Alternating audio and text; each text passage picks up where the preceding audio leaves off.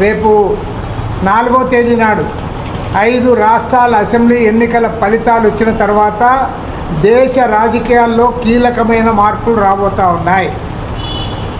ఎందుకంటే ఈ 5 రాష్ట్రాల అసెంబ్లీ ఎన్నికల్లో ప్రజలు బీజేపీ ఓడిపోవాలని కోరుకుంటా ఉన్నారు. అది ఓడిపోయిన తర్వాత కీలక మార్పులు వస్తాయి. దేశవ్యాప్తంగా ఈ అంశాలపైన ఈ దేశ సార్వభౌమ అధికారాన్ని కాపాడుకోవడం కోసం దేశ ప్రజల కష్టాల పైన పరిష్కారం చేయాలని చెప్పి వీటన్నిటిపైన కూడా ఉద్యమాన్ని చేపట్టబోతూ ఉన్నాం. ఆ ఉద్యమానికి రూపకల్పన చేయడానికి మే 8, 9, 10 తేదీల్లో ఢిల్లీలో భారత కమ్యూనిస్ట్ పార్టీ జాతీయ సమితి సమావేశాలు జరుపుకుంటా ఉన్నాం.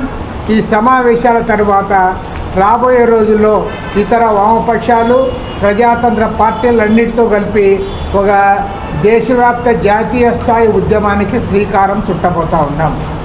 ఈసారి మామూలు పోరాటం ఉండదు.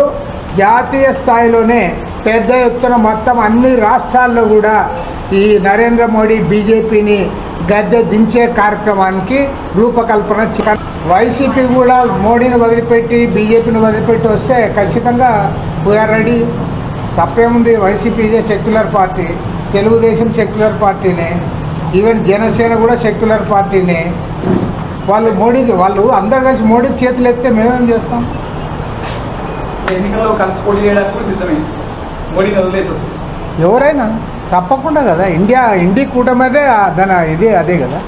కాబట్టి అగెన్స్ట్ మోడీని మా ప్రధాన మా గోల్ ఏమంటే బీజేపీని ఎన్డీఏ సర్కార్ని ఓడించాలి. దాంట్లో కలిసి వచ్చే వాళ్ళందరితో కలుస్తాం.